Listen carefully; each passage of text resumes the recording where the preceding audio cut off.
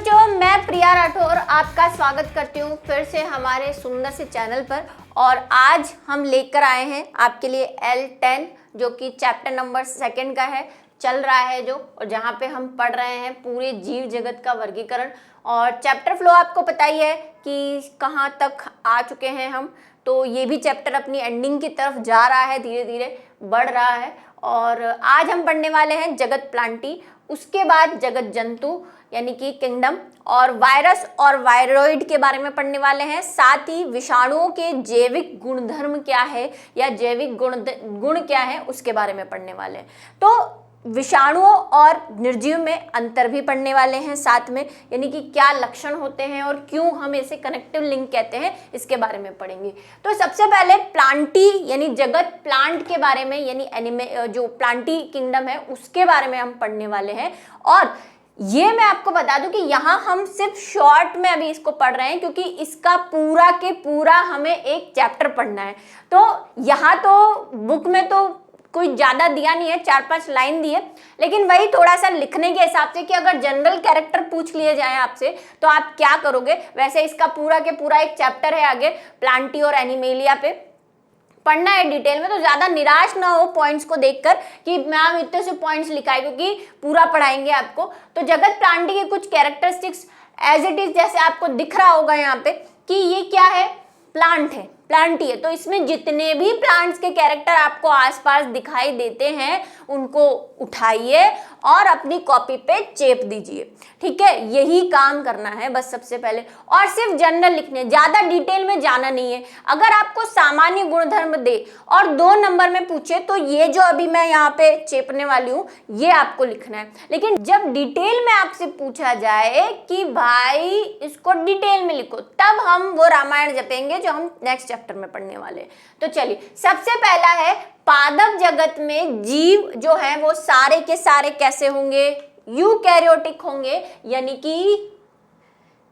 कि इनका गुणसूत्र जो है वो होगा बाउंडेड न्यूक्लियस मेम्ब्रेन से या केंद्रक झिल्ली से। ये बात हम बार बार पढ़ते आ रहे हैं, इसलिए फिर से इस पे कुछ डिस्कशन नहीं। बहुकोशिकीय है, सारे प्लांट में क्या एक कोशिका होती है? नहीं, बहुत सारी कोशिका होती है, तो बहुकोशिकीय रहेंगे। स्वपोषी है, ये तो सर्वथा बच्चे को पता है, आजकल पहली क्लास में दे देते हैं कि प्लांट जो है वो क्या है, ऑटोट्रॉपिक यानी कि स्वपोषी है। चलिए, उसके बाद हमें पढ़ना है कुछ पादप कीटभक्षी या परजीवी भी होते हैं, है ना। स्वपोषी तो होते ही हैं, लेकिन एक नई चीज जो हमें यहाँ जोड़ के लिखनी है वो ये लिखनी है कि सारे पादप प्रकाश संश्लेषण करते हैं, लेकिन कुछ एक्सेप्शंस भी होते हैं जो अपने आप को बहुत एक्स्ट्रा स्मार्ट समझते हैं। वो क्या करते हैं, हम भी क्यों खाना बनाएं, तो वो क्या करते हैं, कीटभक्षी होते हैं, यानी कीटों को खाते हैं। अब आप बोलेंगे ऐसे प्लांट जो कीट को खाते हैं, उल्टा नॉर्मली तो एनिमल प्लांट को खाते हैं, लेकिन यहाँ पे प्लांट भी क्या डेढ़ होशियार बन गए हैं। तो या तो कीटभक्षी होते हैं या फिर कैसे होते हैं, परजीवी भी होते हैं। जैसे एग्जाम्पल देंगे आपको, ये देखिए सबसे पहला ये क्या है, ये एक प्लांट है, इसके आपको ये कांटे समान ऐसे दिख रहे हैं, ऐसे 2 कपाट ऐसे। ये क्या होता है, जब भी कीट इसके अंदर बन बन बन बन बन करता है ना, इसके कलर को देखकर, इसकी खुशबू को देखकर, तो जैसे ही कीट इसके अंदर जाता है, इसके ये 2 पैच होते हैं ऐसे, जैसे ही कीट यहाँ पे करेगा ये बंद हो जाता है ऐसे, और कीट को अपने अंदर ले लेता है। क्यों ले लेता है, क्या करता है, क्या वो चबाएगा हमारी तरह? नहीं, चबाता नहीं है। इसके अंदर कुछ ऐसे एंजाइम्स होते हैं, लाइटिक एंजाइम्स होते हैं, डाइजेस्टिव एंजाइम्स होते हैं जो हमारे अंदर भी होते हैं। वो उस कीड़े को क्या कर देते हैं, डाइजेस्ट कर देते हैं। तो जो जो उसके अंदर काम की चीजें होती हैं, जो जो जूसेस होते हैं, उनको तो चूस लेते हैं ये। बाकी फिर जब इनका काम हो जाता है तो ये इसको खोलते हैं, बाकी कचरा बाहर ऐसे निकाल देते हैं, जैसे हम भी हमारा वेस्ट निकालते हैं, है ना। क्या करते हैं, जूस ले लेते हैं, जैसे हम च्युइंगम खाते हैं ना, च्युइंगम को क्या करते हैं, अंदर खा लेते हैं, फिर चबाते रहते हैं 2-4 घंटे और स्मार्ट बनते रहते हैं, है ना। और फिर जब च्युइंगम में से सारा जूस निकल जाता है, च्युइंगम फीकी हो जाती है, तो उसको बाहर फूंक देते हैं। वही काम ये कीटभक्षी करते हैं, ठीक है। इसके बहुत सारे एग्जाम्पल हैं। ये भी कीटभक्षी है जिसको आपने छोटी क्लासेस में पिचर प्लांट यानी घट पादप नाम से सुना होगा, क्योंकि ये कैसा होता है इनका स्ट्रक्चर, ये देखिए ये घट जैसा यानी कि मटके जैसा होता है। अब ये जो यहाँ पे व्हाइट व्हाइट दिख रहा है ये इसका मुख है, ये ऐसे ही लटके रहते हैं थैली समान। जैसे ही कोई कीड़ा यहाँ पे बन बन करेगा, मच्छर मक्खी कोई भी कीड़ा, तो जैसे ही इसके अंदर जाता है तो इसमें छोटे छोटे हेयर लाइक स्ट्रक्चर होते हैं, अंदर दिख भी रहे होंगे आपको यहाँ पे, ऐसे ऐसे अंदर भी होते हैं, सेंसिटिव होते हैं। जैसे इनको कोई मूवमेंट दिखता है कि अंदर कोई घूम रहा है तो ये अपना मुंह क्या कर लेते हैं यहाँ से बंद, और फिर वही सेम प्रोसेस उसको डाइजेस्ट करेंगे, और फिर जब डाइजेस्ट हो जाएगा तो एक खोलेंगे, एक एयर का प्रेशर आएगा और कचरा बाहर निकल जाएगा। ठीक है, इस तरह से ये करते हैं। तो इनके एग्जाम्पल आप देख लीजिए, कीटभक्षी यानी कि हमारे जो है इंसेक्टिवोरस प्लांट जो है उसमें सबसे पहला पादप, जिनको हम एक एग्जाम्पल क्या लिख सकते हैं, ब्लेडर वर्ट। ये ब्लेड जैसा है ना, इसके ऐसा है चपटा सा, ऐसा खुलता बंद होता है, तो ब्लेडर वर्ट होते हैं। वीनस प्लांट ये कैसा होता है, इसको फ्लाई ट्रैप, फ्लाई का मतलब होता है मक्खी, तो मक्खी को ट्रैप करता है इसलिए इसको फ्लाई ट्रैप भी कहते हैं और वीनस भी कहते हैं, वीनस इसका नाम है। ठीक है, तो वीनस फ्लाई ट्रैप ये रहे वो महाशय। ठीक है,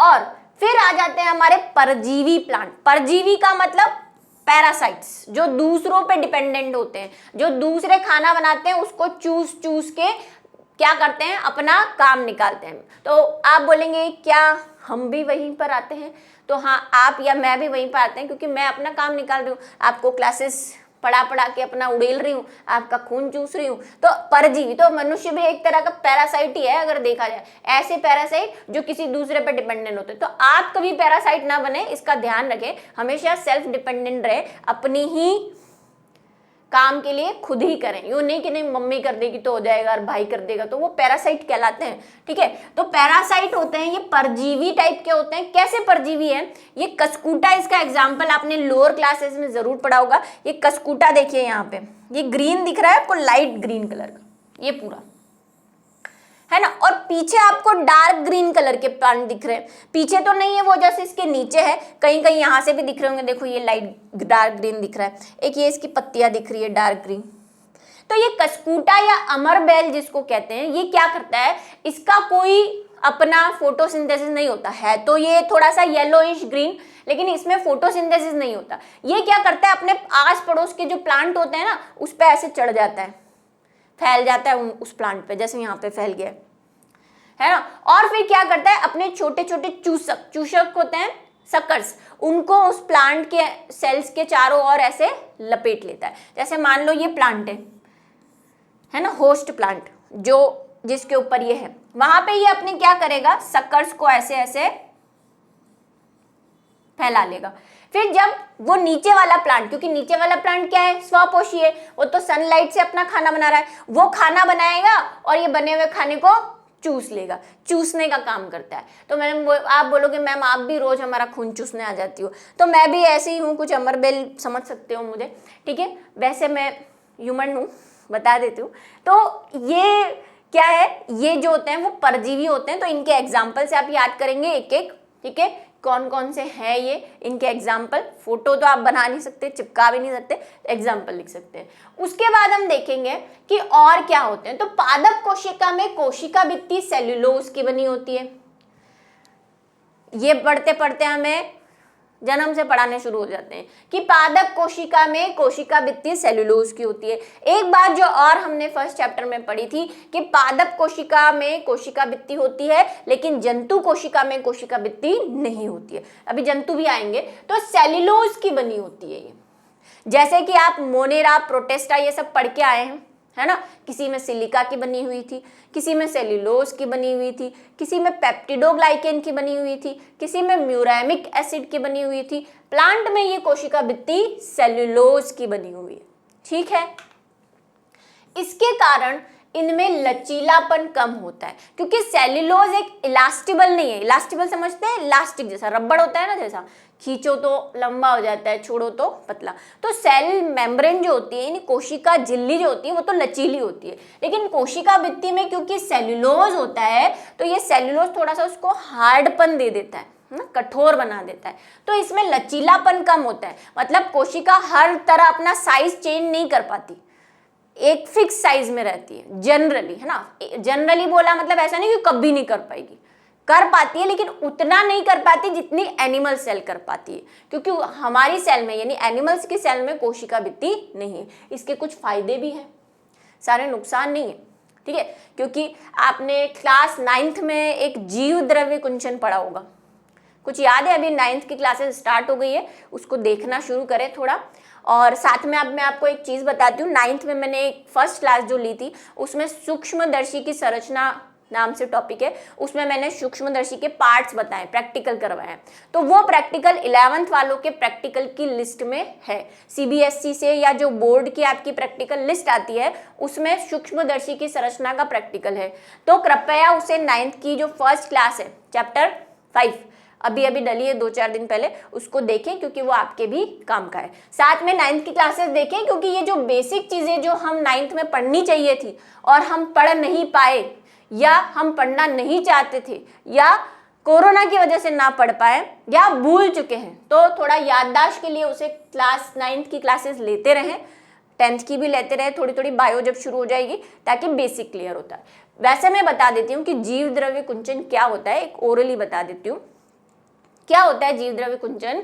कि जब कोशिका, पादप कोशिका, जंतु कोशिका की बात नहीं करें, पादप कोशिका को हम ऐसी जगह रख दें जहाँ पे सांद्रता बहुत ज़्यादा हो, जैसे कि नमक के घोल में, शक्कर के घोल में, तो पादप कोशिका क्या करती है, ये कोशिका भित्ति होती है ना। और कोशिका भित्ति के बाद क्या होती है, कोशिका झिल्ली, ये कोशिका झिल्ली हो गई, ठीक है। और मैंने आपको बताया था पादप कोशिका जनरली आयताकार होती है। अब यहाँ पे क्या होगा, बड़ा सा वैक्यूल होता है पादप कोशिका में, आपको याद है वैक्यूल मतलब रिक्तिका, ठीक है। और न्यूक्लियस साइड में पचका सा बैठा रहता है, और बाकी सारे जो चीज़ें होती हैं वो होती है, मतलब माइटोकॉन्ड्रिया और अंतःप्रद्रवी जालिकाएं, वो सब कचरा भी भरा पड़ा रहता है। क्या होता है कि अगर मैं इसके बाहर सांद्रता बहुत ज़्यादा कर दूं तो कोशिका भित्ति का ये फायदा है कि कोशिका भित्ति क्या करती है, उस सांद्रता की वजह से जो ये इसका कोशिका झिल्ली है ना, कोशिका झिल्ली को संकुचित कर देती है और सारे मटेरियल को भी संकुचित कर देती है, और सारा मटेरियल कैसा हो जाता है, अंदर की तरफ चला जाता है। जैसे अब ये सेल वॉल तो एज इट इज रहेगी, इस पे कोई फर्क नहीं पड़ता क्योंकि सेल्यूलोज की बनी हुई है, लचीलापन भी कम है। जो झिल्ली होगी वो ऐसी हो जाएगी यहाँ पे एक बिल्कुल छोटे से फॉर्म में, और इसके अंदर के मटेरियल भी सब छोटे छोटे हो जाएंगे। जैसे जो अंतःप्रद्रवी जालिकाएं वो भी छोटी हो गई, है ना, रिक्तिकाएं बनाई हैं जो हमने वो भी क्या हो गई, छोटी हो गई, और न्यूक्लियस कोने में जाके धीरे धीरे पहले छोटा होगा फिर एकदम कोने में जाके सटक बैठ जाएगा, उसको बोलते हैं हम जीव द्रव्य कुंचन, प्लाज्मोलाइसिस, ठीक है। इससे पादपों को बहुत फायदा होता है। जनरली एनिमल्स इतने वैरायटी ऑफ एनवायरनमेंट में नहीं रह पाते, मतलब जब जीव कोशिका की अगर हम बात करें, जंतु कोशिका की, तो वो हर एनवायरनमेंट में नहीं रह पाते, उसको एक पर्टिकुलर एनवायरनमेंट चाहिए होता है। लेकिन पादप बहुत सारी परिस्थितियों में अपने आप को ढाल सकते हैं। क्यों? क्योंकि उनमें ये कोशिका भित्ति होती है ना। अगर आपको एक्सट्रीम ठंड में रख दें, कितने दिन जिंदा रह पाओगे, मर जाओगे ना, स्वेटर पहन लोगे, ये कर लोगे, वो कर लोगे। लेकिन पादप तो ऐसे कैसे पड़े रहते हैं, वो अपने आप में ऐसे चेंजेस करते रहते हैं, हालांकि वो भी मरते हैं, लेकिन अब अगर हम जंतु कोशिका से उनको कंपेयर करें तो पादपों में ही कोशिका भित्ति की वजह से ये जीव द्रव्य कुंचन से काफ़ी हेल्प मिलती है अपने आप को रखने में। और जीव द्रव्य कुंचन हमारे लिए भी फायदेमंद है। जो खरपतवार होते हैं ना, जो खेतों में उग जाते हैं, उनको भी मारने के लिए हम इसी मेथड का यूज़ करते हैं। बहुत सारा नमक वगैरह या एसिड डाल देते हैं या ऐसे केमिकल्स डाल देते हैं जिससे जो बैक्टीरिया होते हैं या कवक होते हैं या पादप होते हैं उनमें जीव द्रव्य कुंचन हो जाता है, और धीरे धीरे फिर वो सेल क्या हो जाती है, मर जाती है। तो इसका फायदा भी उठाते हैं हम, लेकिन एक कोशिका को भी इसका फायदा है, ठीक है। यह एक जगह स्थिर रहते हैं तथा इसकी कोशिका में लवक पाए जाते हैं। ये भी सबको पता है आई थिंक कि पादप फोटोसिंथेसिस करते हैं और उनमें क्या होते हैं, प्लास्टिड होते हैं। अब ये प्लास्टिड वर्ड जो है ना, ये अपने आप में एक किताब है। अब हम 10th तक पढ़ते आए हैं कि प्लास्टिड जो है वो क्लोरोफिल होता है, क्लोरोफिल क्लोरोफिल क्लोरोफिल यही पढ़ते हैं। लेकिन प्लास्टिड बहुत टाइप के होते हैं। प्लास्टिड कलरफुल भी होते हैं, जैसे क्लोरोफिल आपने नाम सुना है। कलरलेस मतलब जिनमें कोई कलर नहीं होता, जिसको अवर्ण की लवक भी कहते हैं, ल्यूकोप्लास्टिक कहते हैं, ऐसे भी होते हैं। तो बहुत सारे टाइप की प्लास्टिड है। और जो क्लोरोफिल आप बात करते हैं वो क्लोरोफिल भी बहुत टाइप का होता है, ABCDF, ठीक है। ये सारा हम एल्गी में पढ़ेंगे कौन कौन से क्लोरोफिल होते हैं। तो इसीलिए लवक बोल दिया गया, क्योंकि सारे पादपों में सिर्फ क्लोरोफिल नहीं होता, कई ऐसे पादप है जिनमें क्लोरोफिल के अलावा भी कुछ लवक या पिगमेंट पाए जाते हैं। जेंटोफिल होता है किसी में, जिनकी पत्तियां पर्पल होती है, उनमें फाइकोबिलीन्स भी होता है, इसलिए उनकी पत्तियां जो होती है वो कैसी हो जाती है, पर्पल कलर की। तो इसीलिए प्लास्टिड वर्ड जो है वो कॉमन हम यूज करते हैं, उसमें बहुत सारे क्लोरोफिल या वर्णक आ जाते हैं, ठीक है। यह अलैंगिक व लैंगिक दोनों प्रकार का प्रजनन करते हैं। इसको भी पढ़ चुके हैं हम, थोड़ा सा 10th की ओर अग्रसर हो और 12th में वापस पढ़ना पड़ेगा। फर्स्ट चैप्टर जो है इसी बारे में है कि पादप क्या करते हैं दोनों तरह से। अलैंगिक किसको कहते हैं, जिसमें दो युग्मक नहीं बनते, है ना, दो अलग अलग पेरेंट्स नहीं बनते। एक पेरेंट्स होता है, उसी से कुछ टूट फूट के या उसी के किसी पार्ट से नई संतति बन जाती है, नया पादप बन जाता है इसी पादप से, इसी के किसी भाग से। जैसे पौधे को हम काट के कोई ब्रांच काट देते हैं उसकी और दूसरे गमले में लगा देते हैं तो उसकी भी जड़ें विकसित हो जाती है, नया पौधा बन जाता है। आलू में वो ट्यूबर देखी होगी आपने, आँख निकलना जिसको कहते हैं, उस आँख को काट के अगर हम कहाँ बो देंगे, गमले में मिट्टी में बो देंगे तो आलू की नई फसल उग जाएगी। ये सारा थोड़ा सा आप 10th में पढ़ के आए। मुकुलन पढ़ के आए हुए हैं, है ना। इसके बाद विखंडन पढ़ के आए हुए हैं, जिसमें पादप के अगर जो छोटे छोटे प्लांट्स हैं उनके कुछ भाग को काट के आप नया, जैसे अभी मैंने गुलाब का एग्जाम्पल दिया, तो उसका भाग काट के आप नया पादप बना सकते हैं, ठीक है। जड़ों से, पत्तियों से, किसी की पत्तियों में भी ऐसी स्पेशल क्वालिटीज होती है, जैसे ब्रायोफिल्म का आपने सुना होगा। ब्रायोफिल्म की पत्तियों के ऊपर ही एक नया पादप बनने लग जाता है और फिर उस पादप को जब हम निकाल कर कहाँ गमले में या कहीं भी आप बो देंगे तो वो एक नया प्लांट विकसित कर लेगा। तो ये सारे अलैंगिक जनन के मेथड है। तो अलैंगिक जनन तो होता ही है, साथ में लैंगिक जनन भी होता है। मतलब इसमें क्या बनते हैं, एक नर भी होगा और एक मादा युग्मक होगा, जिसमें हमने फूल का स्ट्रक्चर देखा हुआ है। पादपों में क्या होते हैं, फूल ही जनन की एक इकाई है। तो उसमें एक फूल में क्या होते हैं, पुंकेसर होते हैं, स्त्रीकेसर होते हैं। ये सब 12th में पढ़ना है, ज़्यादा कोई चिंता करने की बात नहीं है, ठीक है। अभी से इतना समझ लो कि फूल होता है, उसमें एक नर युग्मक और एक मादा युग्मक बनता है, फिर उसमें दोनों मिलते हैं तो युग्मनज बनता है और फिर बीज बनते हैं। बीज के मैं कुछ स्टेप्स खा गई हूँ क्योंकि हमें शॉर्ट में करना है, नहीं तो हम चैप्टर 12th में पहुंच जाएंगे। तो लैंगिक व अलैंगिक जनन दोनों प्रकार का जनन पादपों में होता है। ये वाली बात जो सबसे इंपॉर्टेंट है और इसको हमें 11th क्लास में डिटेल में पढ़ना है। जैसे कि मैंने कहा अभी जब इन दोनों प्लांट और एनिमल पढ़ेंगे तब पादपों के जीवन चक्र में दो सुस्पष्ट द्विगुणित बीजाणुभिद तथा अगुणित युग्मकोद्भिद होती है। इन दोनों में पीढ़ी एकांतरण या अल्टरनेशन ऑफ जनरेशन कहलाती है। इसको ये भी कहते हैं होता है। क्या होता है इसको थोड़ा डिटेल में समझना पड़ेगा, क्योंकि ये लाइन आपके 101% ऊपर से गई है। चलो अभी मैंने लैंगिक जनन की बात की, शॉर्ट में समझा रही हूं अभी भी, क्योंकि इसको वही हमें डिटेल में बहुत पढ़ना है आगे। तो ये प्लांट का फ्लावर होता है, समझ गए आप, है ना। प्लांट में थोड़ा सा 10th में पढ़ के आए हो, क्या होती है जो स्त्री भाग होता है उसको तो हम क्या बोलते हैं, यहाँ तो होती है वर्तिका, यहाँ होता है वर्तिकाग्र, स्टिग्मा और स्टाइल, यहाँ होता है अंडाशय। इसको भी और डिटेल में 12th में पढ़ेंगे। फिर होते हैं ऐसे लंबे लंबे पुंकेसर। तो हम इनको तो स्त्री वाले भाग कहते हैं क्योंकि इसमें क्या बनता है, एग यानी अंड बनेगा, स्त्री का भाग बनता है। इसमें बनते हैं परागकण। सिर्फ समझ लो अभी, है ना, क्योंकि इसकी डिटेल बहुत है, हम सिर्फ जहां पहुंचना चाह रहे हैं वहां पहुंचना चाह रहे हैं। तो पौधों में क्या होता है, जब लैंगिक चक्र चलता है ना, जब लैंगिक जनन हो रहा होता है तो सबसे पहले क्या होता है, पुंकेसर से तो परागकण बनते हैं, इनके अंदर प्रोसेस चल रहा होता है, और इस अंडाशय में क्या बनता है, अंड, जिसको हम नर युग्मक, क्योंकि ये नर मानते हैं पौधों में, पुंकेसर नर को डिनोट करता है, और इसको मादा युग्मक कहते हैं। आई बात समझ में। ये जो पुष्प है, ये जो होता है वो 2n होता है, मतलब द्विगुणित होता है।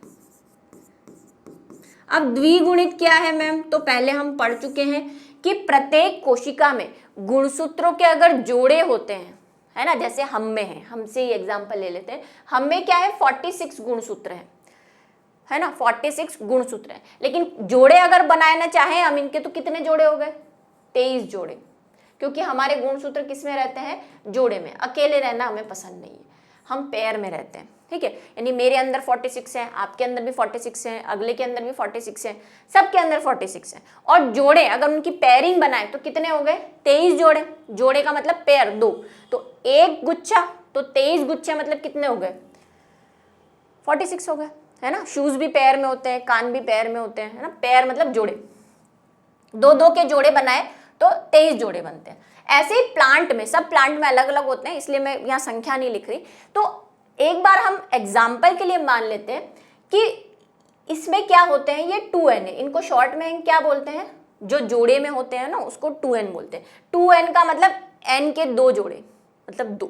जैसे कि मैं एग्जाम्पल के लिए मान लेती हूँ, इसमें 12 जोड़े हैं, यानी कितने गुणसूत्र हो गए, 24 गुणसूत्र हो गए, ठीक है, डबल हो गए, इसलिए 2n लिखा है। n की वैल्यू कितनी है, n की वैल्यू 6 है, तो 6 दूनी 12, इसका मतलब कितने जोड़े हो गए, 12 जोड़े हो गए, और अकेले अकेले गुणसूत्र, और ऐसे कितने हो गए टोटल 24, ठीक है, 24 गुणसूत्र हो गए, 24 गुणसूत्र हो गए। अगर 6 रखे हम वैल्यू, बात समझ रहे हैं आप मेरी। अब ये जो n होता है इसको हम क्या कहते हैं, अगुणित। अगुणित ये क्या है, द्वि, पेयर में होते हैं ना, जोड़े बने हुए होते हैं, जैसे ये एक गुणसूत्र है, इसके साथ दूसरा पेयर है, तो ये जोड़े हैं, तो कितने जोड़े हैं, 12 जोड़े हैं। तो 12 जोड़े हैं मतलब अगुणित कितना हो गया, जोड़े हैं, तो 12 के आधे कितने हो गए, 6। 12 जोड़े हैं तो गुणसूत्र कितने हैं टोटल, 24, ठीक है, जोड़े कितने हैं, 12। तो 2n का मतलब क्या होता है, यहां पे मैं आपको कंफ्यूज ना करते हुए थोड़ा सिंपल वे में समझाती हूं। 12 जोड़े हैं, 24 गुणसूत्र हैं, 12 जोड़े मतलब 2n, 2n कितने हैं हमारे, 24 है, तो n की वैल्यू क्या हो गई, 12, 12 दूनी 2 इंटू n, मतलब 2, 12 को 2 से मल्टीप्लाई करेंगे तो 24 हो जाएंगे, तो 24 गुणसूत्र है इसके पास, इसलिए इसको क्या बोलते हैं, 2n बोलते हैं, और जोड़े में 12 हो गए। अब जब ये जनन करता है तो जब पुंकेसर, पुंकेसर भी 2n होता है, और ये जो वर्तिकाग्र है, वर्तिका, ये सब 2n है, सब 2n है, सब द्विगुणित है। लेकिन जब ये लैंगिक जनन करते हैं, थोड़ा सा आप 10th में पढ़ के आए हो, तो इनमें अर्धसूत्री विभाजन होता है। अर्धसूत्री विभाजन मतलब अर्ध का मतलब आधा, मतलब जो भी गुणसूत्र इनके पास है उसके आधे हो जाएंगे। तो 2n में कितने गुणसूत्र है, 24, तो जब पुंकेसर में कितने होंगे, 24, लेकिन पुंकेसर से जब परागकण बनेगा, क्योंकि अर्धसूत्री विभाजन से बन रहा है परागकण, तो कितने हो जाएंगे इसके पास, सिर्फ 12, जोड़े नहीं बोल रही, गुणसूत्र बोल रही हूँ, ठीक है, 12। इस 12 जोड़े को हटा ही दो, समझ गए हो तो, नहीं तो कंफ्यूज हो जाओगे, ठीक है। 24 थे, इसमें भी 24 थे, इसमें 12 हो गए, तो अब ये भी 12 है, और अंडे में भी कितने हैं, 12 है, ठीक है। तो मैं यहाँ पे बना देती हूँ, ये हमारा हो गया परागकण। ये अल्टरनेटिव जनरेशन अभी समझ में आ गया ना, तो आगे और ज्यादा अच्छे से समझ में आ जाएगा। परागकण कितने, n, अब n लिख दूं, अगुणित है क्योंकि n से, ठीक है। और मादा में जो अंडा बन रहा है, जो अंड बन रहा है, वो भी कितना है, n है, अगुणित है, ये भी अगुणित है क्योंकि द्विगुणित तो 2n होता है, 2n से अर्धसूत्री विभाजन करके n बन गया ये, और ये भी अगुणित है। ये दोनों मिलेंगे जब निषेचन होगा तो क्या बनता है, युग्मनज।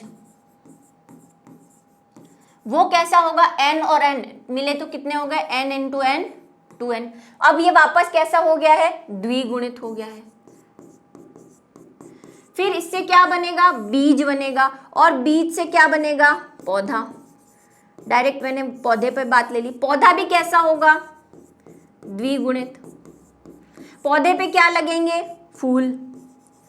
फूल भी कैसे होंगे, क्योंकि पौधे से जब फूल बनते हैं तो वो समसूत्री विभाजन से ही बनते हैं ना, क्योंकि पौधा उसमें विकसित हो रहा होता है। पौधे की जो वृद्धि होती है वो समसूत्री विभाजन में होती है। तो जब तक जनन वाली प्रोसेस नहीं आएगी, लैंगिक जनन, अलैंगिक जनन भी नहीं करी, अलैंगिक जनन में तो सब 2n ही होते हैं, सेम ही होते हैं। लैंगिक जनन में आधे हो जाते हैं। तो फूल भी कैसा होगा, द्विगुणित होगा, क्योंकि इसी पौधे पे फूल लगा हुआ है।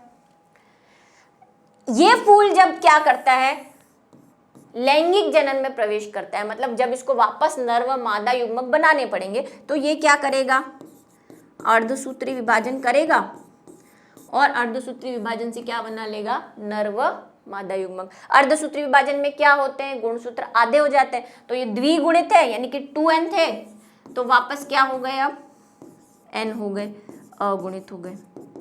तो ये जो अगुणित वाली स्टेज होती है इसको हम बोलते हैं युग्मकोद्भिद। देखो नाम में ही इसका सार है। ये क्या बनाया हमने, युग्मक बनाए ना। परागकण क्या होते हैं, कोशिका के युग्मक।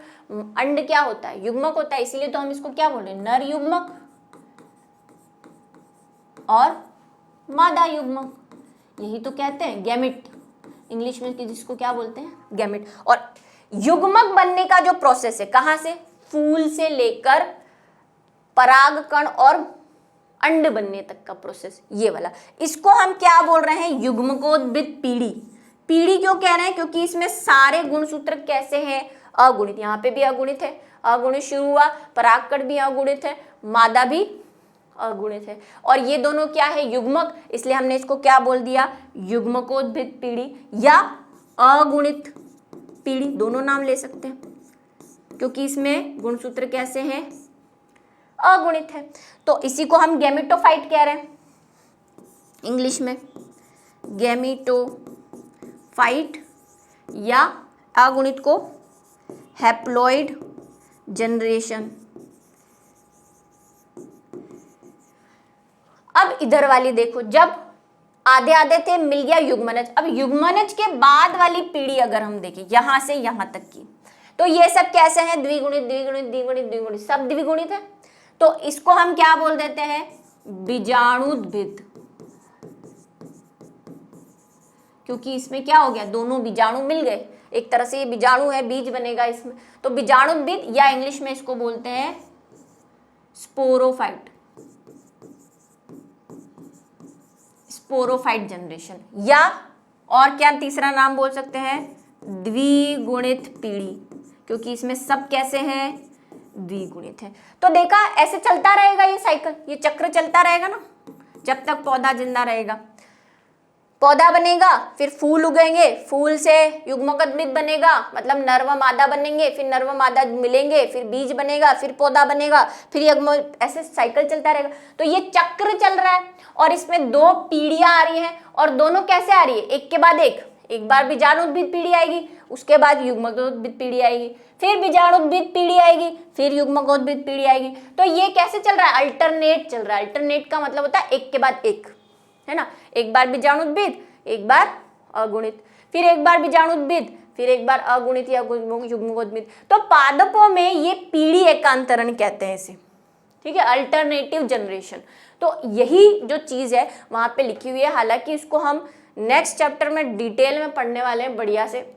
तो जीवन चक्र में, चक्र हो गया, मैंने कहा वो चक्र है, उसमें अवस्थाएं द्विगुणित बीजाणुद्भिद भी होती है, जो नॉर्मल प्लांट आप देखते हैं। उसके बाद जब उसमें युग्मक बनते हैं तो उसको गैमेटोफाइट कह देते हैं, और इस तरह दोनों पीढ़ी क्या चलती रहती है, अल्टरनेट यानी एकांतरित रूप से चलती रहती है, ठीक है।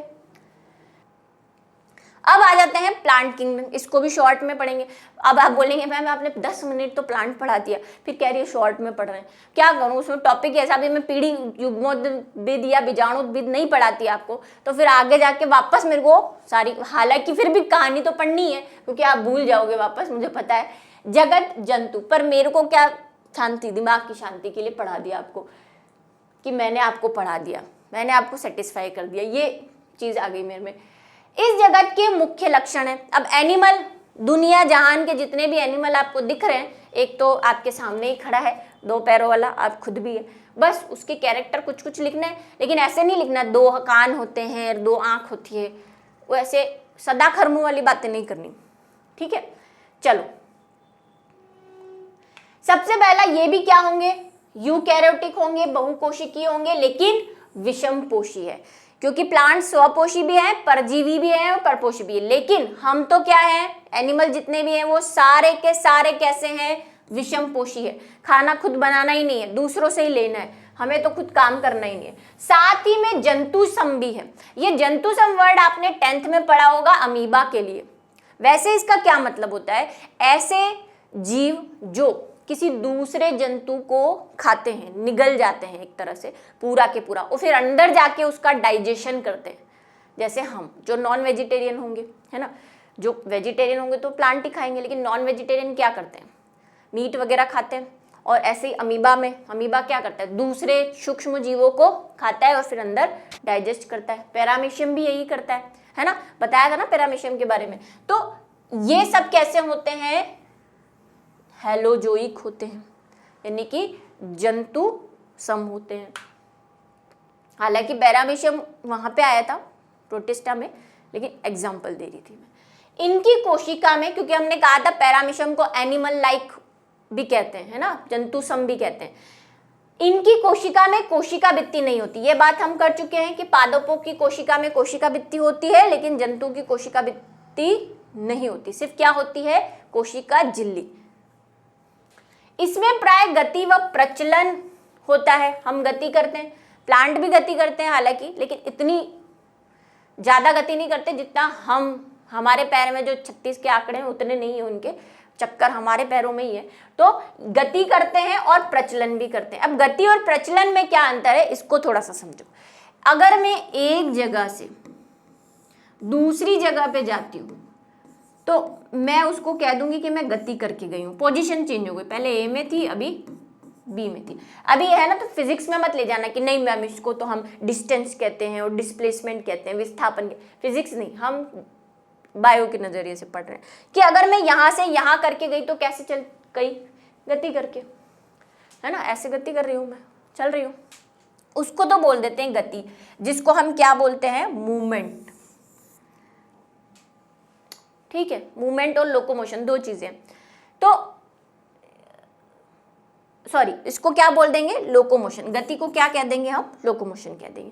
लेकिन मूवमेंट क्या है, मूवमेंट ये है कि मैं यहाँ खड़ी हूँ, मेरी कोई जगह में चेंज नहीं, बी पे हूँ, बी पे ही रहूंगी, और मैं ऐसे हाथ हिला रही हूँ, ऐसे, फिर ऐसे, फिर ऐसे, ये क्या कर रही हूँ मैं, ये गति, चलन तो ये भी है, मूवमेंट तो हो रहा है ना, इसको बोलूंगी मैं मूवमेंट। और जो गति करके जा रही हूँ उसको क्या बोलूंगी मैं, लोकोमोशन।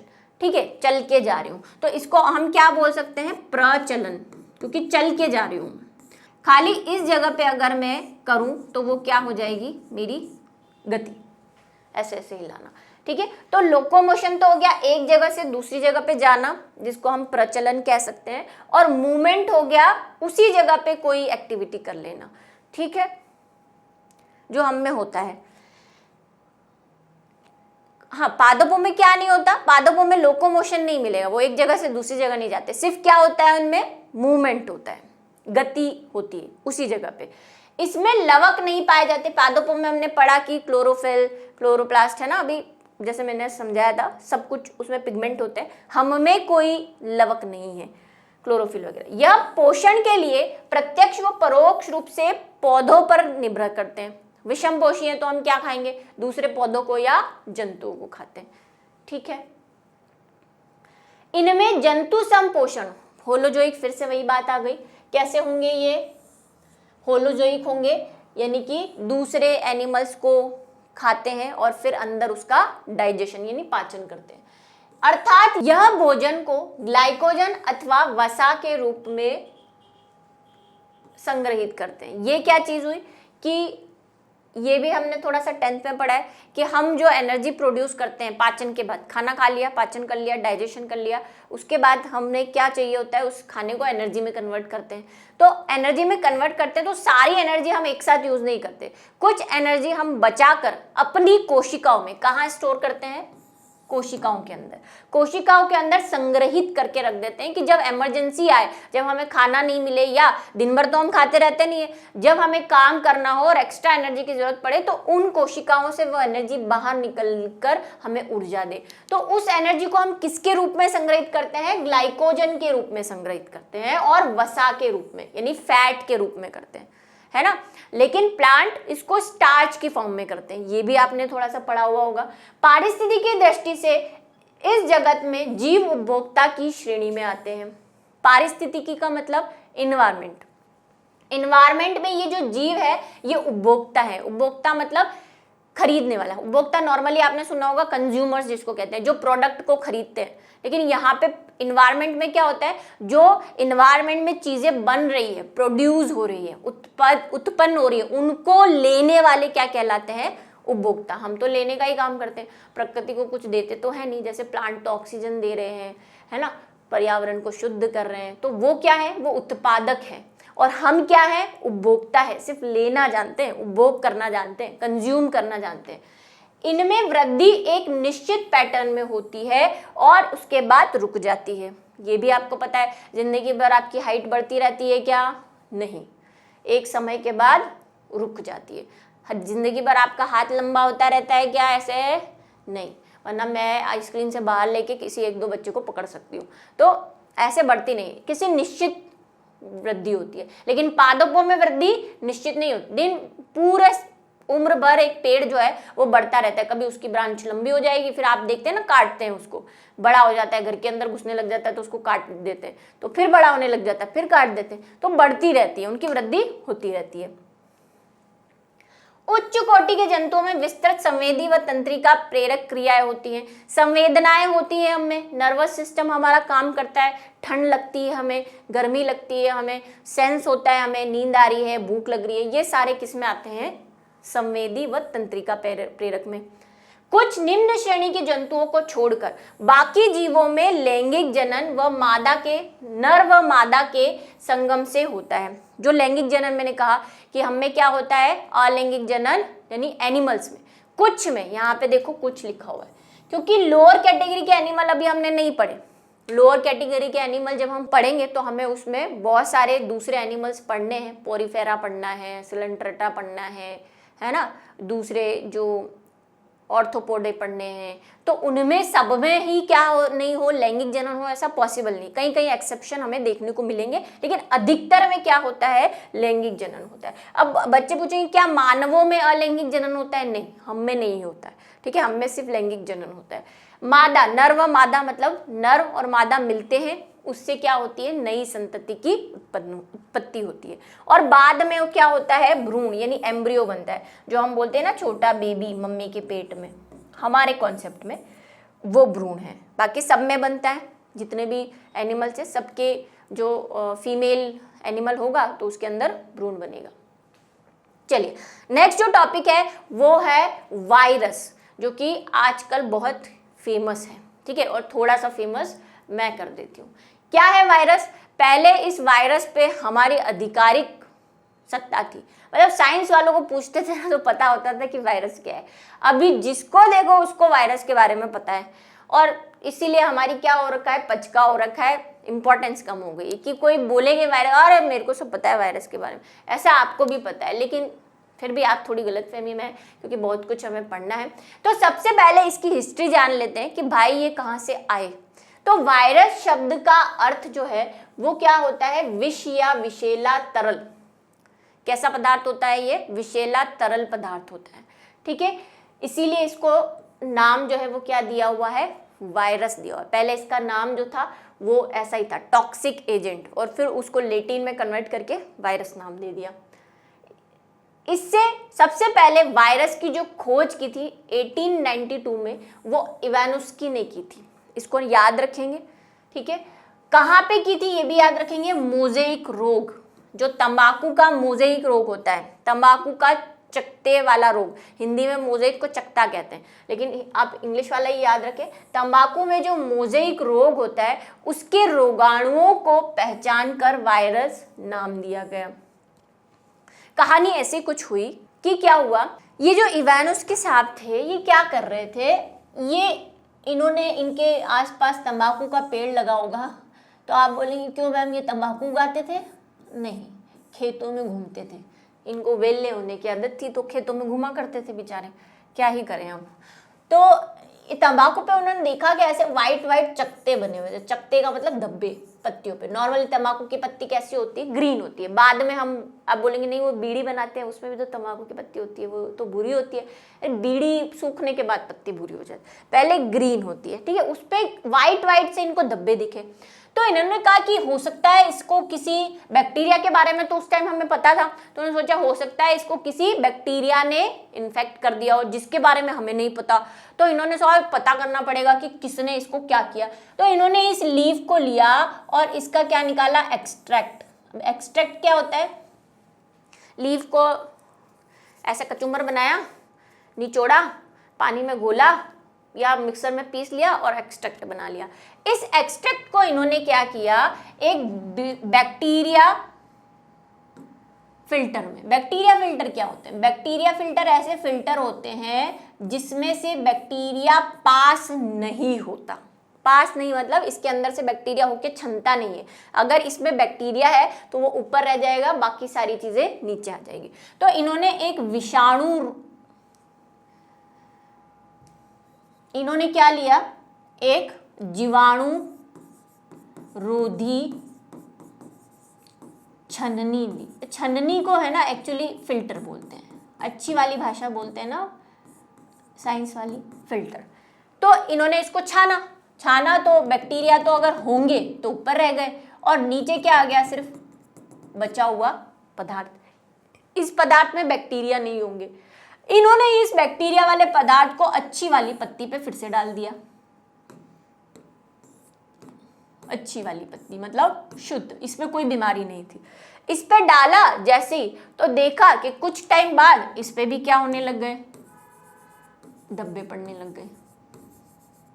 अब इनके और आपके अनुसार अगर आप दिमाग लगाओ तो जब हमने, अगर इसमें कोई बैक्टीरिया था तो हमने वो बैक्टीरिया तो अलग कर लिया, तो इस चीज में तो बैक्टीरिया अब है ही नहीं। अब इस चीज में अगर बैक्टीरिया नहीं है तो इसको डिजीज किसने करवाई, अगर ये चीज बैक्टीरिया की वजह से हो रही थी तो इनको लगा कि इसमें कोई बैक्टीरिया नहीं है, जीवाणु तो नहीं है इसमें कोई भी, और उस टाइम हमें सिर्फ जीवाणु के बारे में नॉलेज था। तो इन्होंने दो आशंकाएं लगाई कि हो सकता है इसमें कोई टॉक्सिक मटेरियल हो, है ना। तो टॉक्सिक मटेरियल, इन्होंने टॉक्सिक मटेरियल मतलब विषैला पदार्थ हो कोई इसमें, जो मैंने बताया ना वायरस का नाम क्या है, वायरस का मीनिंग क्या होता है, विषैला। तो इन्होंने बोला कोई विषैला पदार्थ है जिसको उन्होंने क्या नाम दे दिया, वायरस नाम दे दिया, ठीक है। किसने, इवानुस्की ने। अब इवानुस्की के बाद एक साइंटिस्ट आए,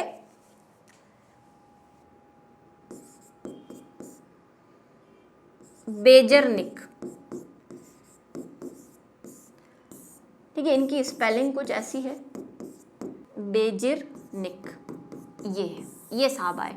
इन साहब ने क्या कहा, इसके प्रयोग को फिर से दोहराया। इनको सेटिस्फेक्शन नहीं मिला कि क्या वायरस, क्या टॉक्सिक पदार्थ, चलो मैं टॉक्सिक पदार्थ निकालता हूँ। इन्होंने सेम प्रोसेस, इतना तो यही किया यहाँ तक। फिर क्या किया इन्होंने कि अगर इसमें कोई दो आशंकाएं थी, बैक्टीरिया तो नहीं था, फाइनली इन्होंने क्या किया, इस वाले जो अच्छा ये वाला पौधा था इसको लिया, एक्सट्रैक्ट किया, बीजाणु चले गए, जीवाणु चले गए होंगे, फिर इसको इस वाले प्लांट पर डाल दिया, ये भी क्या हो गया, इन्फेक्ट हो गया। फिर वापस इसका एक्सट्रैक्ट निकाला, मतलब इसका भी पीसा, इसको भी पीसने के बाद इसको भी छान लिया, वही किससे, बीजाणु रोधी फिल्टर से। फिर से कोई एक्सट्रैक्ट मिला, फिर इस एक्सट्रैक्ट को वापस क्या किया, पत्ती पे डाला। ऐसा बार बार बार बार बार बार करने के बाद बर्जीनिक ने ये कंक्लूजन निकाला कि अगर ये कोई केमिकल होता तो केमिकल तो भैया कितनी क्वांटिटी होगी केमिकल की, छोटी मोटी केमिकल की क्वांटिटी होगी। इतने सारे पौधों पे डालने के बाद तो एक टाइम ऐसा आना चाहिए कि उस केमिकल का कंपोजिशन क्या हो जाना चाहिए, मतलब केमिकल की मात्रा जनरेशन टू जनरेशन, पीढ़ी दर पीढ़ी क्या हो जानी चाहिए, कम हो जानी चाहिए। क्योंकि मान लो यहाँ पे अगर 2 ml होगा अगर वो, तो भाई इस पे डाला, इसके पौधे बने, इसकी सेल बनी। आपको सेल यानी कोशिका विभाजन पता है, कोशिका का 100% मटेरियल दूसरी कोशिका में नहीं जाता, कुछ कुछ पोर्शन जाएगा ना, कोशिका विभाजित भी होगी। 1 से 2 बनी तो मान लो यहाँ पे कोशिका बन रही है, 1 से 2 बनी तो 2 ml का क्या हो गया, दोनों में एक एक जाएगा। और यहाँ तो कितनी सारी पादप कैसा है, बहुकोशिकीय है, तो इतनी करोड़ों कोशिकाएं बन रही है। तो अगर इसमें 2 ml कोई टॉक्सिक होगा या विषैला पदार्थ होगा तो अब तक तो वो पीढ़ी के बाद खत्म हो जाना चाहिए, क्या ही बचेगा उसमें, 0.1 फिर 0. कितना बचेगा। तो टॉक्सिक मटेरियल तो इतना इफेक्टिव हो नहीं सकता कोई केमिकल, वो तो क्या हो जाना चाहिए, अब तक खत्म हो जाना चाहिए। 10 पीढ़ी निकाल दी मैंने, 10 पेड़ पौधे उगा दिए ये डाल डाल के, फिर भी ये खत्म नहीं हो रहा। इसका मतलब ये निश्चित है कि ये जो भी टॉक्सिक मटेरियल है वो टॉक्सिक तो नहीं है और मरता भी नहीं है।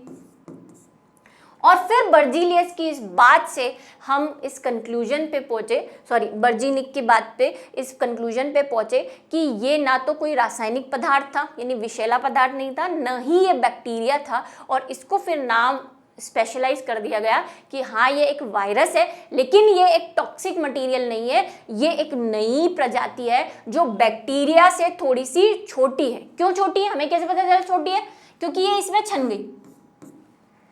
बैक्टीरिया की साइज है, बैक्टीरिया कितना होता है 2 म्यू से लेके हम मान सकते हैं 5 म्यूएम तक, है ना, माइक्रोमीटर तक होता है। ये झिल्ली, ये जो छनन है ये उस हिसाब से बनाया हुआ है कि 2m से बड़े सारे छन जाएंगे, लेकिन अगर 2m से छोटा होगा तभी तो नीचे बाहर निकला। तो ये भी डिसाइड हो गया कि ये बैक्टीरिया नहीं है और बैक्टीरिया से छोटा है। और उसके बाद एक साइंटिस्ट फिर से आए जिनको हम स्टेनले बोलते हैं, WM स्टेनले ने सन 1935 में, ये जो बेजरनिक है उसका नाम आपको लिखना है, चाहे यहाँ लिखा हुआ नहीं है, आपको नोट्स में भी मिल जाएगा। 1935 में TMV यानी कि टबैको मोज़ेक वायरस को क्रिस्टलीकरण कर दिया। मतलब वो तो सिर्फ छान छान के निकाल रहे थे और दूसरों को अफेक्ट कर रहे थे। इन्होंने क्या किया कि उसको लिया और उसको सुखा के उसके क्रिस्टल बना दिए, शक्कर जैसे। शक्कर कैसा होता है, क्रिस्टल फॉर्म में होता है ना, ऐसे उसके क्रिस्टल बना दिए। भाई किसी लिविंग चीज के क्रिस्टल बन सकते हैं क्या, नहीं। क्रिस्टल तो या तो केमिकल के बनेंगे, है ना, या ठोस पदार्थ में कन्वर्ट कर दिया। तो कैसे कर सकते हैं, हमारी सेल को कोई क्रिस्टलाइजेशन कर सकता है क्या, नहीं कर सकता, सेल मर जाएगी। और फिर उन्होंने आगे ये भी पाया कि इन क्रिस्टलीकरण पदार्थों को भी वापस अगर हम लिविंग सेल में डाल देंगे, मतलब किसी पत्ती पे या सजीव पे डाल देंगे, तो फिर से बीमारी फैला देते। भाई इसको उबाल उबाल के जला जला के क्रिस्टल बना दिया, पत्थर बना दिया, उसके बाद भी इसका कुछ खत्म नहीं हुआ, अभी भी ये जिंदा है। तो स्टैनली हॉल ने सबसे पहले इसको एक क्रिस्टल फॉर्म में इस वायरस को लेकर आए और इनका श्रेय उसको जाता है स्टैनली, ठीक है, द्वारा पृथक कर सफलता प्राप्त की। इसके लिए स्टैनले को नोबेल पुरस्कार भी सम्मानित हुआ। ये तीनों नाम, मतलब ये इनका और बेजरनिक का नाम आपको याद रखना है, ईयर भी याद रखना है। अब इसको याद रखने का ऐसा है कि स्टैनले मतलब स्टील, स्टेन मतलब स्टील से ले सकते हो, स्टील कैसा होता है, कठोर। तो इन्होंने क्या किया, इसको कठोर मतलब क्रिस्टलकरण कर दिया, क्रिस्टल बना दिए इसके, ऐसे याद रख सकते हो। अब क्या हुआ, ये सारी घटनाएं हो गई और वायरस हमारी जिंदगी में प्रवेश कर गया।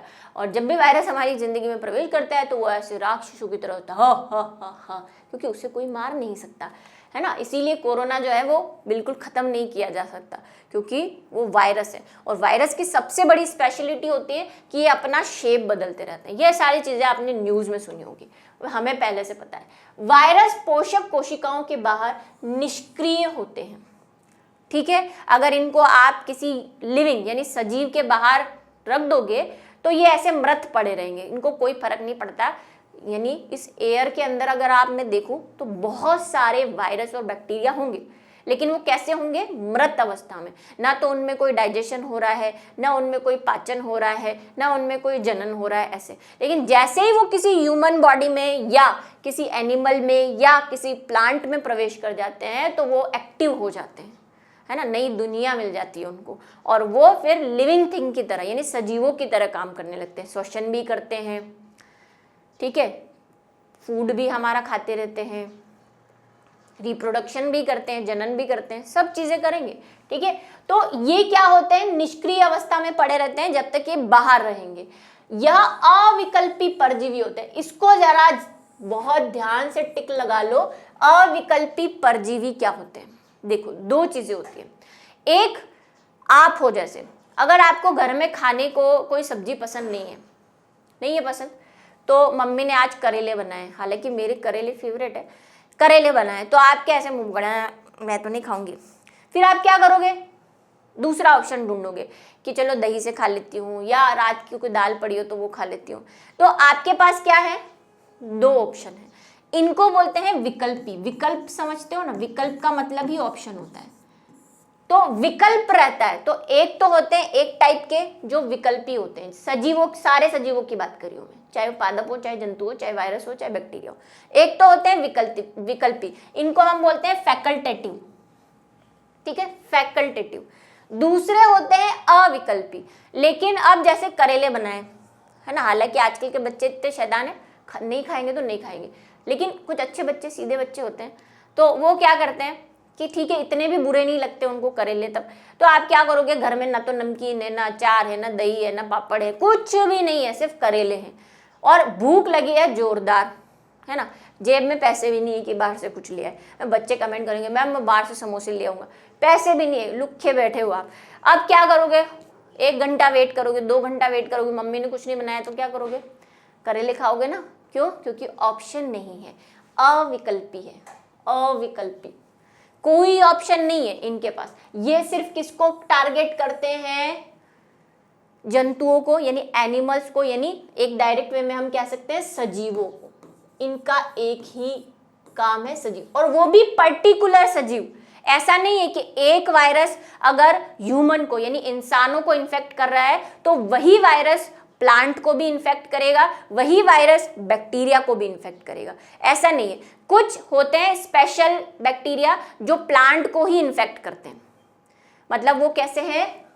अविकल्पी हैं, उनको प्लांट ही चाहिए। अगर वो हमारी बॉडी में आ जाएंगे तो वो कुछ नहीं कर पाएंगे, बाहर शरीर से निकल जाएंगे वेस्ट की फॉर्म में या कैसी फॉर्म में, उनको हमारे अंदर गुजारा नहीं होना, ठीक है, तो वो बाहर निकल जाएंगे, ब्लड के साथ निकल जाएंगे, कहीं भी निकल जाएंगे या मर जाएंगे।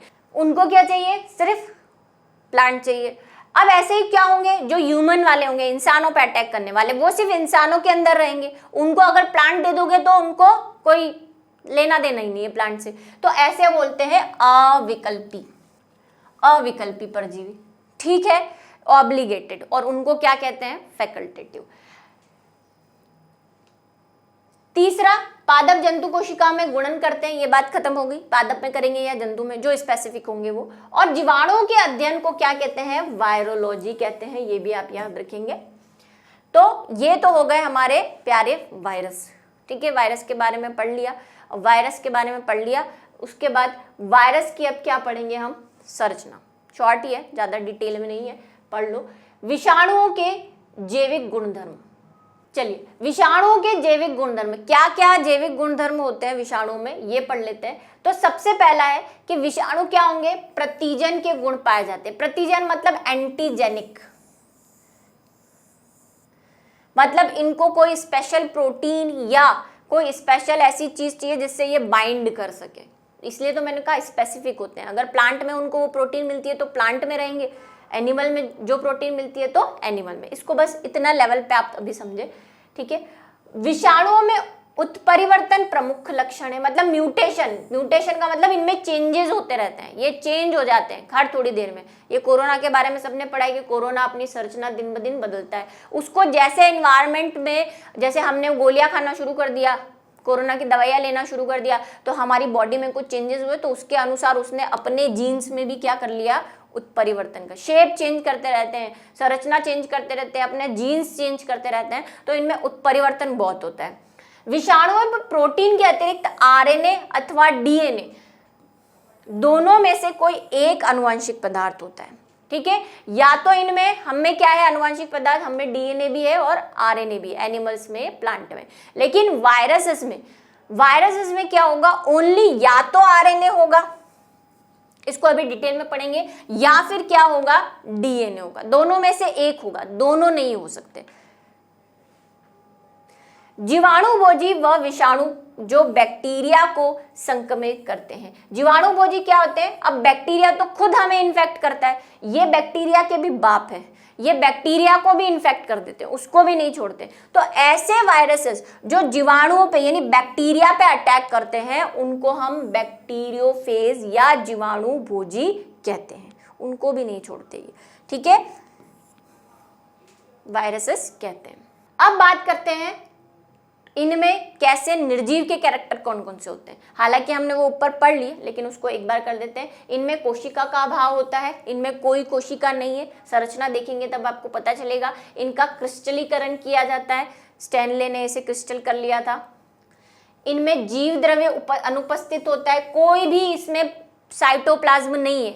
ये जो हम बोलते हैं ना कोशिकांग, माइटोकॉन्ड्रिया, अंतःपदवी जालिकाएं, रिक्तिकाएं, है ना, कि जो बाकी सारे केंद्रक झिल्ली, कुछ भी नहीं है। सिर्फ डीएनए या आरएनए मिलेगा और एक कैप्सिड का खोल मिलेगा जिसके बारे में हम पढ़ेंगे। तो ये निर्जीव के कैरेक्टर हैं सारे। कि क्यों इसको निर्जीव कहते हैं, इसमें उपापचय क्रियाएं व पोषण का अभाव होता है। कोई भी डाइजेशन नहीं, कोई भी मेटाबॉलिज्म नहीं, कोई भी खाना इसको चाहिए नहीं। ठीक है, ये तो हो गए निर्जीव के कैरेक्टर। ठीक है, और ये वाले जो हमने पढ़े थे ये कैसे थे, जीवो वाले, मतलब एनिमल जो इसको क्या बनाते हैं, लिविंग बनाते हैं। और इसीलिए वायरस को क्या कहा जाता है, सजीवों व निर्जीवों के बीच की योजक कड़ी। आई बात समझ में। ठीक है, क्यों कहा जाता है, क्योंकि इसमें कुछ कैरेक्टर निर्जीव के हैं यानी ये वाले, और कुछ कैरेक्टर जो है वो जीवों के हैं यानी एनिमल लिविंग थिंग्स के हैं। ठीक है, ये वाले। तो ये आपको दोनों मिल गए एक साथ। चलिए, अब वायरस की जो संरचना है, यानी हम देखना चाहें कि वायरस कैसा होता है ना। वैसे तो यहाँ आपने खूब फोटोग्राफ देख लिए और कोरोना देख के आए हुए हैं ना, ये ऐसे ऐसे है ना, ये स्ट्रक्चर है। लेकिन फिर भी हम पढ़ लेते हैं क्योंकि और भी वेराइटीज़ हैं। मैंने कहा कि वायरस क्या करते रहते हैं, अपना शेप चेंज करते रहते हैं। तो दो मुख्य भाग होते हैं वायरस की संरचना में। पहला, प्रत्येक वायरस के चारों तरफ प्रोटीन की बनी एक खोल, प्रोटीन का बना एक खोल होता है जिसे कैप्सिड कहते हैं। ठीक है, दूसरा बता रही हूं क्या है ये। कैप्सिड छोटी छोटी उपइकाइयों से मिलकर बना होता है जिससे कैप्सोमियर कहते हैं। पहले पढ़ लो फिर बताती हूँ। न्यूक्लिक अम्ल व प्रोटीन कैप्सिड आवरण में रहते हैं, मतलब ये जो डीएनए या आरएनए है वो एक आवरण में बंद होते हैं जिसको हम कैप्सिड कहते हैं। ये कैप्सिड छोटे छोटी कोशिकाएं या यूनिट, कोशिकाएं तो होती नहीं है, यूनिट से बने होते हैं जिसको कैप्सोमियर कहते हैं। उसके बाद विषाणुओं में डीएनए या आरएनए, ये बात हमेशा ध्यान रखें, या तो डीएनए होगा या आरएनए। एक नाभिकीय अम्ल पाया जाता है जिसके निम्न रूप होते हैं। चलिए, अब मैं आपको इसका स्ट्रक्चर बताती हूँ कि वायरस जो है उसमें दो चीजें होती हैं। एक तो बाहरी खोल या बाहरी आवरण। ये जो बाहरी आवरण होता है इसको बोलते हैं कैप्सिड, और ये किसका बना होता है, प्रोटीन का। ठीक है, अब ये बाहरी खोल जो है वो अलग अलग शेप का होता है, या तो ये सर्कुलर हो ऐसा, है ना, ठीक है, या ये पॉलीहाइड्रल हो ऐसा, या फिर एक जो आपने देखा है ऐसा, जो सभी बुक्स में दे रखा है मस्त वाला, ये पैर इसके।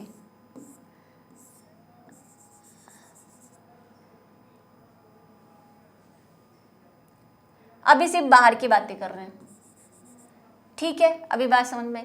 तो ये बाहरी खोल होता है और ये जो बाहरी खोल होता है ये छोटी छोटी, ये प्रोटीन से बना है तो प्रोटीन की क्या होगी, छोटी छोटी इकाइयां होती हैं। मतलब जैसे ईंट से हम दीवार बनाते हैं ना, वैसे यहाँ पे छोटी छोटी इकाइयां हैं ईंट के समान जो ऐसी होती है, जिनको हम क्या कहते हैं, ये छोटी छोटी इकाइयां ऐसी, ये मिलके ये पूरा खोल बना होता है। और बीच में, अब बीच में बोल रही हूँ ना, तो ये पूरा 3D है। बीच मतलब ये ऐसा नहीं कि यहाँ पे सिर्फ चारों तरफ इसके ये कैप्सिड है और बीच में खाली, बीच में खाली मतलब ये ऐसा बना हुआ है खोल पूरा ऐसे गोल, और अंदर इसके क्या है, वो डीएनए। तो ये सब भरे पड़े होंगे क्योंकि ऐसे बॉल जैसा है ना, कैप्सिड से पूरे ये सब, और इसके अंदर गुहा होगी, एक कैविटी होगी। सेम यहाँ पे भी ऐसे कैप्सिड के क्या होंगे, तो ये बाहर से पूरा ऐसा बॉल लाइक है। इन जो इकाइयां हैं उनको हम बोलते हैं कैप्सोमियर्स।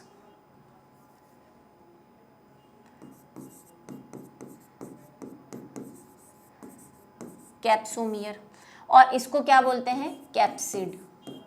पूरे खोल को कैप्सिड कैप्सोमियर से मिलके बना हुआ है, ठीक है। इसकी इकाई क्या है, कैप्सोमियर। कैप्सोमियर बार बार बार बार मिलके कैप्सिड बनाते हैं, ये सब कैप्सोमियर्स हैं, ठीक है। और क्या है, ये प्रोटीन है। तो कवर है, इस कवर को अगर मैं अंदर से खोल के देखूं, जैसे बॉल है, फुटबॉल है ना, अगर इस शेप को माने तो फुटबॉल है, फुटबॉल ऊपर से सारी कवर है, ऐसे ये भी कवर है कैप्सोमियर से। फुटबॉल को बीच में से काटूं तो अंदर क्या निकलेगा, छेद, होल निकलेगा। तो इसको भी अगर मैं अंदर से देखना चाहूं तो अंदर इसके क्या होगा, न्यूक्लिक अम्ल होगा।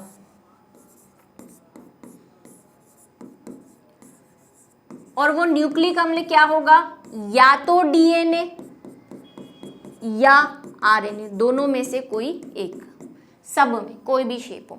ये है इसका हेलिकल शेप। अब हेलिकल शेप कैसा होता है, ये आपको टॉप से ऐसा दिख रहा है ना, वैसे ये पॉलीहाइड्रल शेप है। कैसा पॉलीहाइड्रल, कि जैसे ये ऐसे मिलके बना हुआ ऐसे,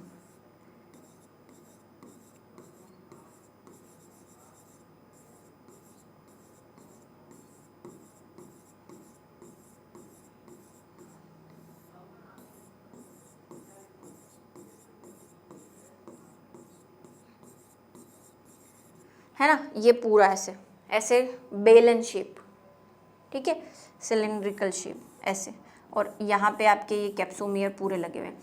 इसके अंदर जो छेद होगा वहां पे क्या होंगे, डीएनए। अगर ये गोलाकार है तो गोले के अंदर, अगर ये पॉलीहाइड्रल है जिसको हम क्या बोलते हैं, पॉलीहाइड्रल,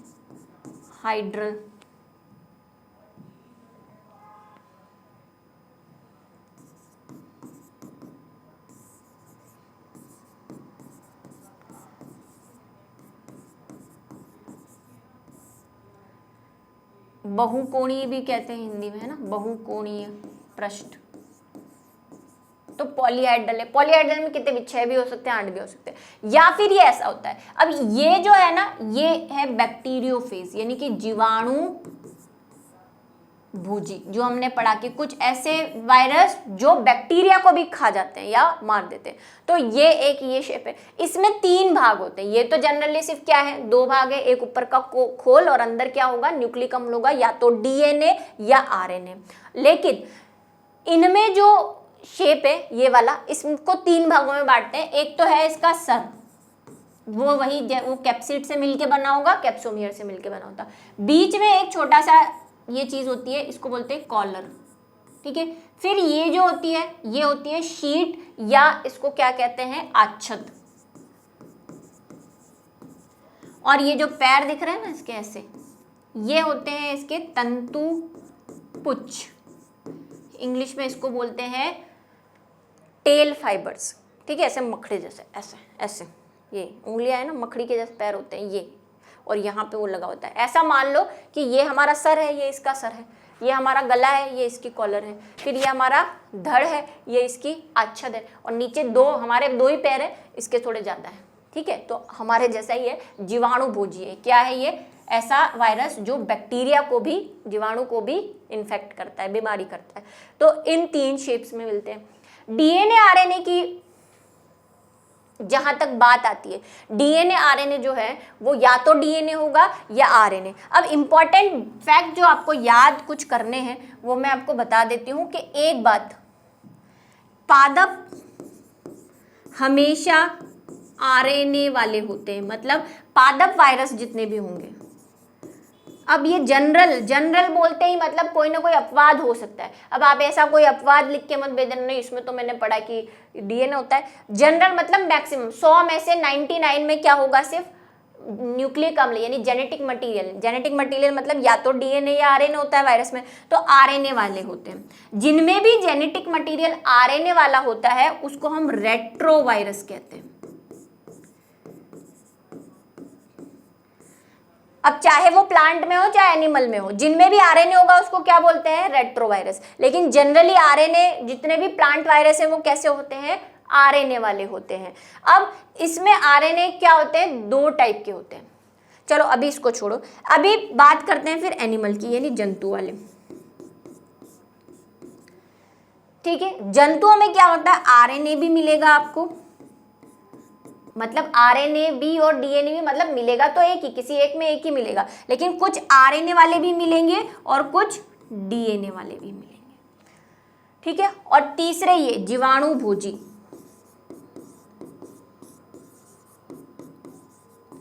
इसमें जनरली आपको डीएनए वाले मिलेंगे, और वो भी कैसा डीएनए, डीएस का मतलब डबल स्टैंडर्ड। ये सब नोट्स में लिखा हुआ है, घबराने की कोई बात नहीं है। अब ये क्या है डबल स्टैंडर्ड और सिंगल स्टैंडर्ड। देखो जो भी जेनेटिक मटेरियल होता है, आपने अपना डीएनए के बारे में पढ़ा है, कैसा है वो, कुछ ऐसा है ह्यूमन डीएनए ऐसा। तो इसमें आप देख रहे हैं एक तो ये वाली लाइन है ना, और दूसरी ये वाली लाइन है, तो इसको बोलते हैं डबल स्टैंडर्ड, क्योंकि इसमें क्या है 2 लाइन से। और ये डीएनए तो कैसा डीएनए हो गया, डबल स्टैंडर्ड डीएनए। तो अगर 2 लाइंस वाली होती है, पेयरिंग हो रखी होती है, तो हम उसको डबल स्टैंडर्ड बोलते हैं। लेकिन अगर एक सिंगल ही है, चाहे वो डीएनए है चाहे वो आरएनए, तो उसको हम बोलते हैं एसएस यानी कि सिंगल स्टैंड आरएनए। ठीक है, या डीएनए। तो डीएस में डीएनए भी हो सकता है, डबल स्टैंडर्ड आरएनए भी हो सकता है, और डबल स्टैंडर्ड डीएनए भी हो सकता है, और सिंगल स्टैंडर्ड आरएनए भी हो सकता है, और सिंगल स्टैंडर्ड डीएनए भी हो सकता है। हालांकि ये बहुत कम है। तो ऐसे कुछ मिलते हैं, लेकिन जीवाणु भोजी में सिर्फ डबल स्टैंडर्ड मतलब ऐसा वाला डीएनए ही मिलेगा। प्लांट में सिंगल स्टैंडर्ड भी मिलते हैं, डबल स्टैंडर्ड भी मिलते हैं। एनिमल में आरएनए और डीएनए दोनों तो मिल सकते हैं, लेकिन इनमें सिंगल स्टैंड भी मिलते हैं, डबल स्टैंड भी मिलते हैं। उसमें सिंगल स्टैंड आरएनए, ठीक है, single stand double stand RNA, फिर ऐसे कैसे सिंगल स्टैंड डीएनए और double stand DNA. Single stand double stand समझ आ गया। सिर्फ एक लड़ी होगी तो सिंगल, 2 पेयर में होंगे जुड़े हुए तो डबल। तो ऐसे इनके एग्जाम्पल आपको नोट्स में मिल जाएंगे। वैसे अगर आप देखना चाहें तो डबल स्टैंडर्ड डीएनए का एक एग्जाम्पल एडिनो वायरस है। सिंगल स्टैंडर्ड डीएनए मतलब SSRNA का एग्जाम्पल आप एक HIV लिख सकते हैं। टबेको मोज़ेक वायरस, एड्स जो होता है HIV से, वो लिख सकते हैं, टबेको मोज़ेक वायरस लिख सकते हैं, है ना। एक होता है कॉलीरेज, वो डबल स्टैंडर्ड डीएनए वाला है। तो ऐसे एग्जाम्पल है, आपको नोट्स में मिल जाएंगे। हालांकि इतना डिटेल में आपको याद नहीं रखना, एक एक एग्जाम्पल भी अगर आप याद रखोगे तो काफ़ी सही हो जाएगा। ठीक है, तो ये था वायरस का स्ट्रक्चर। इसी के साथ आज की हमारी जो क्लास है वो ख़त्म होती है। आई होप आपको वायरस अच्छे से डिटेल में समझ आएगा, क्योंकि बुक के अंदर आपको पता है एक पैराग्राफ या 1-2 पैराग्राफ दे रखे हैं, हमने उसको काफ़ी अच्छे से समझ लिया है। फिर भी अगर आपको कोई डाउट हो तो आप कमेंट सेक्शन में मुझसे पूछ सकते हैं।